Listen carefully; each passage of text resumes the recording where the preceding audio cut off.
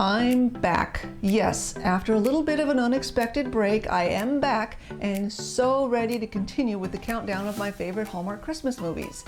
I just want to thank you so much for your patience. Now, let's dive right in and get back to it. Hi, I'm Stephanie, and welcome to the Magical Movie Club, where, like you, I love to watch and chat about Hallmark Christmas movies. As a brief recap, at the beginning of July, I started this countdown of my top 24 favorites, and then just before I wrapped up Christmas in July, life got in the way. Don't worry, everything is just fine. I won't bore you with the details here. Ooh, but maybe Instagram would be a good place to share a little bit more of the behind the scenes of my life? I'll have to give that some thought. But now I'm settling back into doing what I love, and that is talking about Hallmark Christmas movies. So let's continue right where we left off.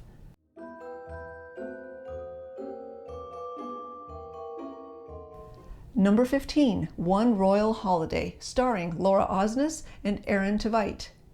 One Royal Holiday is fun, it's romantic, even a touch musical. It embraces so much of what I love about Hallmark Christmas movies, and the two leads are also Broadway stars, so they both bring that special talent with them that just brightens up the screen when they're together. Oh, and I'm going to add another link below too, not just the movie preview video like I normally do, but they made another one showing the two stars recording the opening song together. I don't know if I'm allowed to play the actual music for copyright reasons, but I will definitely share that link because they do a beautiful job, and I can almost promise you you'll want to watch the movie after you see that.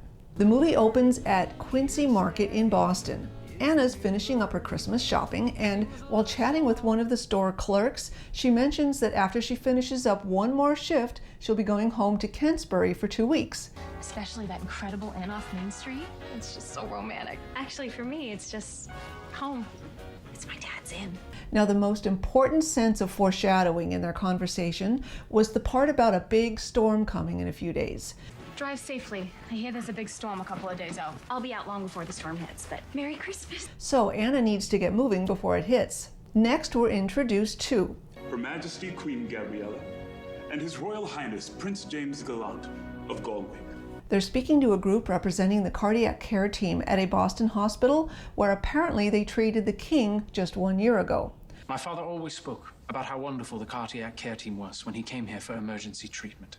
The king has since passed, but the queen and the prince are there to honor the hospital for their wonderful care from when he had been there. That's when we find out that Anna is a nurse in the cardiac care unit at Boston's General Hospital. So quiet tonight. Most of the department heads went to the fundraising gala, remember? Ah, yes, the doctor ball. And it's here where she's finishing up her last shift before heading out to Kentsbury for Christmas with her father. She packs the car and heads out the next morning when her father calls to warn her that the storm is moving in sooner than expected. Hey, Dad. Hi, sweetheart. Are you on your way? The storm's ahead of schedule and they're saying it might be worse than they thought. But she assures him that he's not to worry because she's all set to go. She just wants to make a quick stop for some coffee to take on the road. Ooh, coffee time. Now, it just so happens that the Queen and the Prince, having finished their presentation at the hospital, are also driving on the road now. They're heading toward the airport to return home overseas, but the Queen asks the driver to stop for some tea along the way. They happen to be in the neighborhood of Donnie's Donuts. Oh, what kinds of tea do they serve? The hot kind. So it's here where they make a quick stop. Prince James gets out to stretch his legs and finds himself in line behind Anna. Remember, she wanted to make a stop for some coffee too? She orders a Christmas cruller and finds out they're on special. And a Christmas cruller. It's buy one, get one free. And not wanting to eat two of them, she turns around and offers her free one to James behind her. A Christmas cruller. They're buy one, get one free. You can have my free one if you want. Thank you, I'm just here for tea. Now, this was a wonderful meet cute. James is not interested in her offer, and he proceeds to tell her all about his favorite pastry, the Galwickian Yule cake, which, ironically, when he describes it, it sounds virtually identical to the donut that she's eating. It's a puff pastry with French vanilla cream in the middle, chocolate ganache and sugar crystals on top. You literally just described this. Well, Anna hands him the bag anyway and is about to leave when the royal head of security walks in to tell him that their plane has been grounded due to the storm moving in quicker than they expected. Fine, let's just get back to the hotel then. That's the other problem. We can't get back into Boston. Traffic's at a standstill, they're turning cars around. So now the Queen comes inside too. Just got an email from Natalie. The rest of our group and the security detail made the earlier flight. Thank goodness. So now the Queen and Prince James are stranded with no place to stay and no security detail. Anna has no idea who they are, but she overhears just enough of their situation that she tells them about her father's wonderful inn in Kensbury and how beautiful it is at Christmas time. Dinner with this toast on. A Galwickian Yule cake? Yes. But wait, just when you think they've got everything all worked out, their driver refuses to take them that far because it's an hour away to Connecticut. Oh, I know that place. It's beautiful, lots of history, and way too far for me to take you. So what do they all do? They ride up there with Anna, who still has no idea who her passengers are. This is exactly what I think of when I think of Christmas in America. Now, before we continue, I have to tell you, I absolutely loved how different this royal movie was from, say, A Royal Christmas. Now, don't get me wrong, I loved Jane Seymour as the Queen in that one, but this movie is completely the opposite. Here, the Queen is the most delightful, kind, adorable character, while her son is not personable. He has no interest in getting to know anyone in America, and he just wants to get home because he's under a great deal of pressure to write the annual Christmas speech to a country where the climate is not so enthusiastic about continuing to even have a royal family anymore. Especially this year, the Prime Minister looking for ways to pull back the spotlight away from the royal family. So basically, he's not exactly light-hearted or happy to be there. I'll be glad to get home to Galwick. There's so much to do before Christmas. On the drive into Kensbury, they see a banner advertising the Kensbury Pajama Ball on Christmas Eve. Anna tells them it's a way for families to get together in a relaxing way and that her family has been sponsoring it for 75 years. And do people attend this ball in pajamas? Finally, when they arrive at the inn and we meet her father, they decide it's best to finally reveal their identities. May I present the Queen and Crown Prince of Galwick? And Anna breaks out laughing.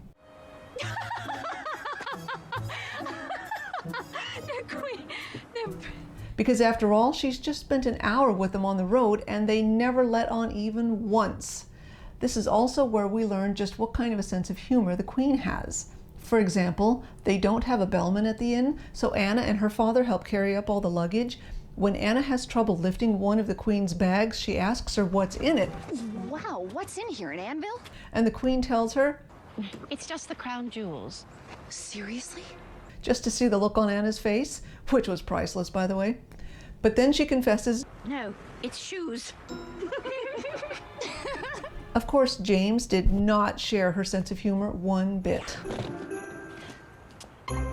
The two royals and their one remaining guard end up spending several days at Kensbury, much to James's dismay. And again, unlike A Royal Christmas, it's not Anna who feels out of place spending Christmas at a palace. It's the prince who feels awkward at first spending Christmas away from his palace. I probably should have mentioned that we dress casually for dinner. Well, this is my casual dinner attire. But it's so cozy and special up there that they each learn a great deal about one another and how they're each used to spending Christmas. Well, I can assure you, it's not like a Jane Austen book. We don't sit around lazily drinking tea and reading poetry. James slowly opens up and even tries his hand at making a joke. That almost sounded like an attempt at humor. Tell no one. And I think it was at the Christmas parade scene where they began to realize that maybe they have more in common than they thought. Everyone who met them automatically assumed that Anna and James were a couple. She apologizes to him and tells him everyone seems to be very interested in her love life. And James replies, Try being a single crown prince in his 30s. Interestingly, the only character casting I was not fond of was that of the mayor.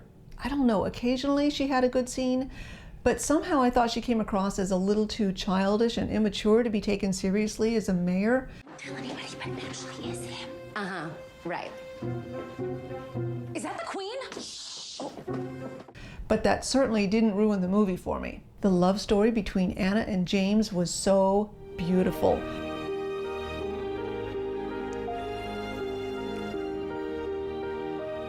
It even gives a nod to Cinderella, my absolute favorite fairy tale princess. Perfect fit. And you know, I love a good movie where something goes unexpectedly wrong and it turns out to be exactly what they needed at that moment in their life. Being snowed in and meeting Anna at that donut shop was that moment for James and the Queen. Well, they cleared the bridge, but it looks like there's quite a bit of black ice out there. Well, that's very dangerous, isn't it? It can be, yes. And it ultimately helps the royal family to build a stronger connection with their own people in Galwick at Christmas time. Last week, my mother and I found ourselves stranded in a town called Kensbury, Connecticut.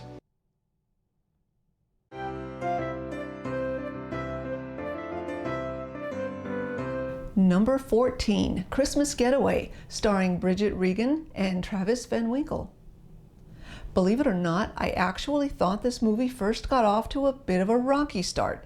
It opens showing us Emery hosting a small dinner party, and she's serving some kind of rice pudding with an almond in the pot. As she serves the pudding, she explains that Swedish tradition says whoever finds the almond will be married within a year.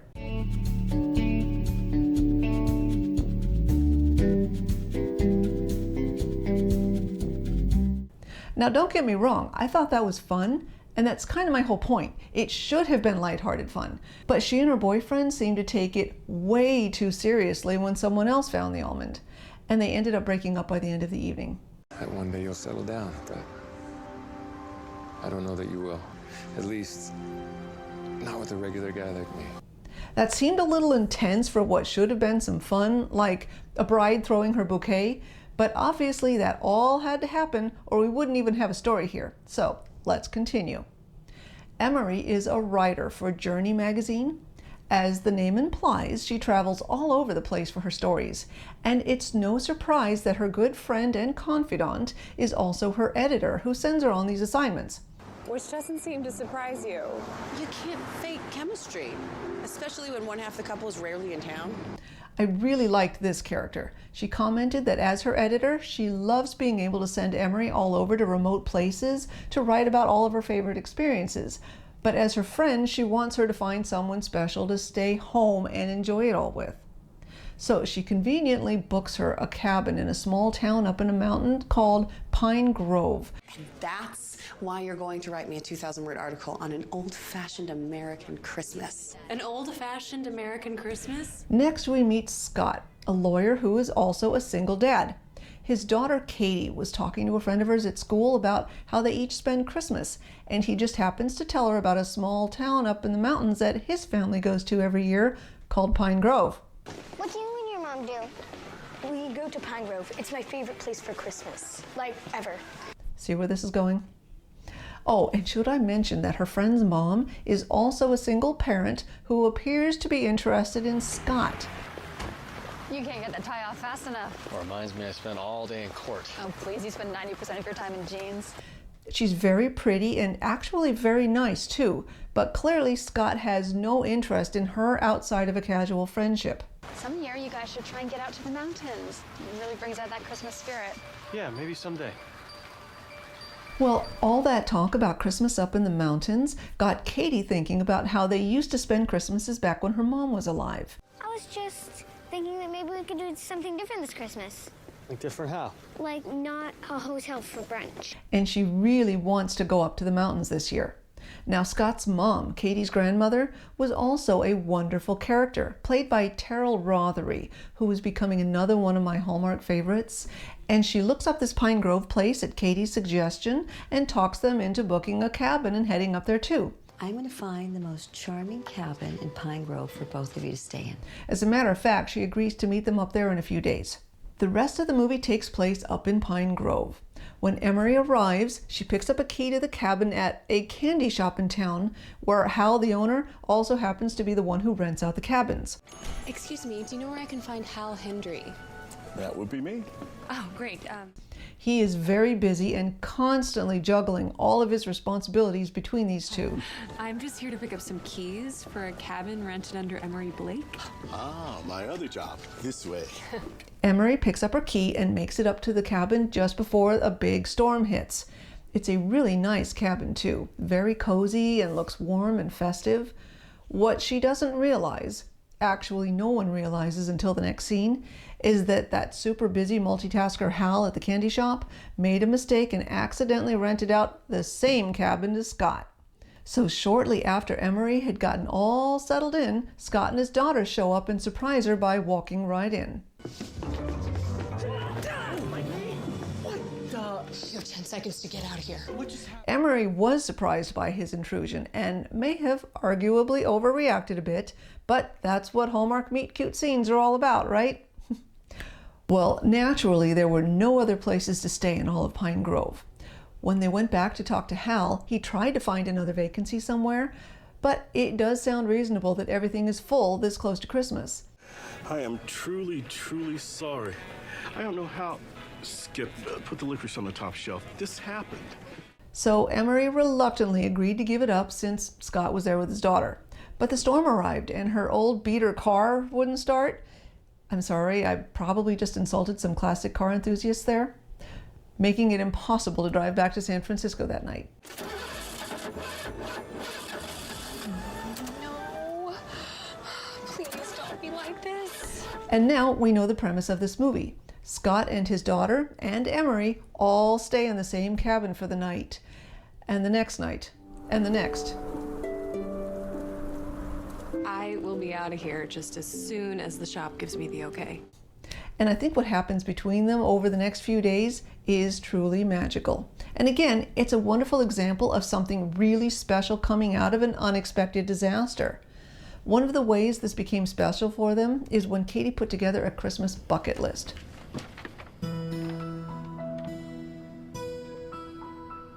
All the things she wanted to do for Christmas. When Emery found the list, she was moved by it and she wanted to help her cross things off. All right, so you're going to be doing it, right? I'm going to let you cut down this tree with your big old muscles. Yeah.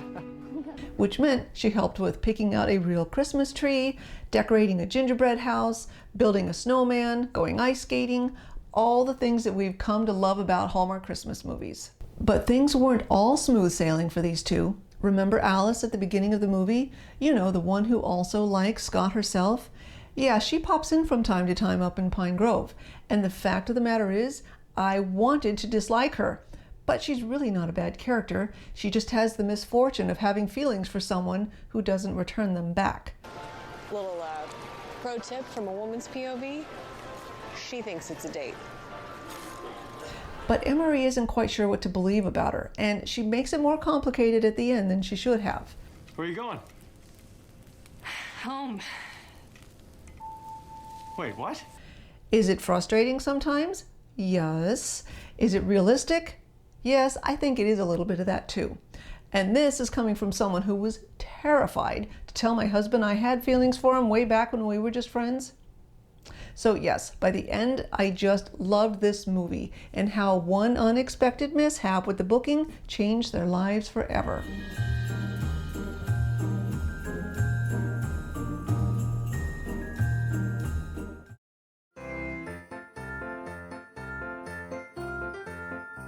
Number 13, Take Me Back for Christmas, starring Vanessa Lenges and Corey Sevier. I hope I said that right. This next movie has more of a whimsical feel to it. It's an alternate reality story, and when done right, those are some of my absolute favorites. It's a great example of not appreciating what you have until it's gone. The movie opens one morning with Renee at home putting together a Christmas basket. Actually, it's a home meal kit.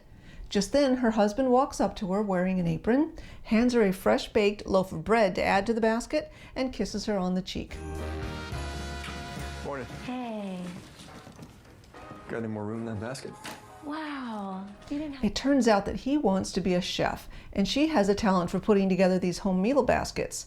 He talks about dreams of the two of them making a business out of this together. You know, I think we could make a real go at this. Make a go of what? Make it a legit business. but she lets too many excuses get in the way of her ever acting on these dreams. I think that you can't just start a business. It takes money, a lot of it. She drives an old car that needs some work. She mentions they have a mountain of medical bills to pay. And we do know that her mother has passed, and they're living in her house. And by the scarf that her mother was wearing in one of the photographs they show us, we can only assume that those medical bills were her mother's. So she's understandably stressed and afraid to hope for a better life. Don't you think she would have wanted us to sell the house? It's not the right time.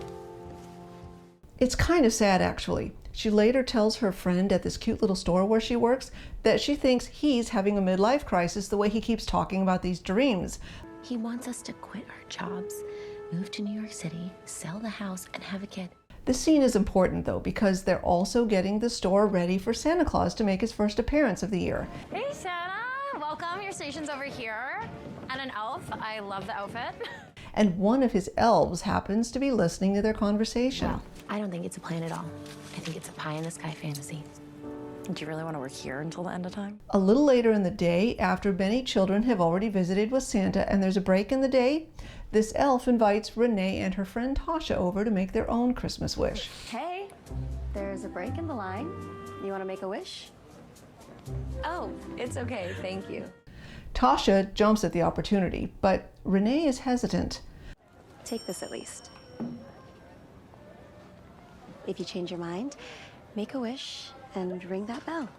Well, as her day progresses, everything that can go wrong does. I won't tell you everything, but one of the things she's been hoping for and holding on to is her boss has promised her that he'll consider her for his job as the manager of the store when he retires. You had mentioned that you would be retiring in the new year, and... No, that doesn't happen. Let's reconvene next year, all right? Mm-hmm. Yeah. Then when she closes up the store,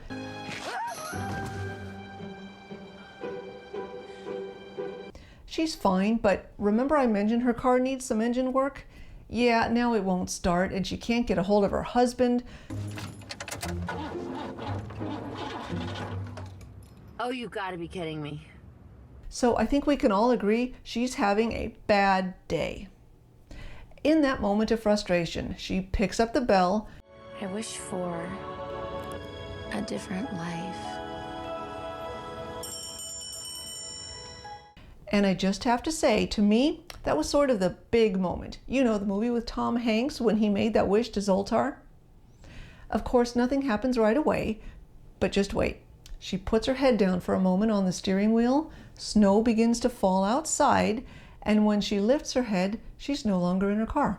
As a matter of fact, she's living a life so different that she's running a company of her own, she doesn't know where she lives, she's not even married, and I'll leave one more surprise alone. It's a tearjerker, though. On a more comical note, at one point during the day when Renee was still trying to figure out what this new life meant, Cece the elf drives up and offers her a ride. Sorry, do I know you? What do you think? You're the elf! Cece explains that what happened was real, and if she wants to get a hold of her again, all she has to do is ring that same bell. And then she drops her off at exactly the same place she picked her up. Oh, come on! Really? Not cool! The rest of the movie is all about Renee trying to not only figure things out, but get this, she's also trying to get her own life back, or more specifically, the people in her life back. I found that most interesting for someone who desperately wanted a different life. Hey Siri, what's my address? Not that there weren't some amazing perks in this new life, like check out this apartment.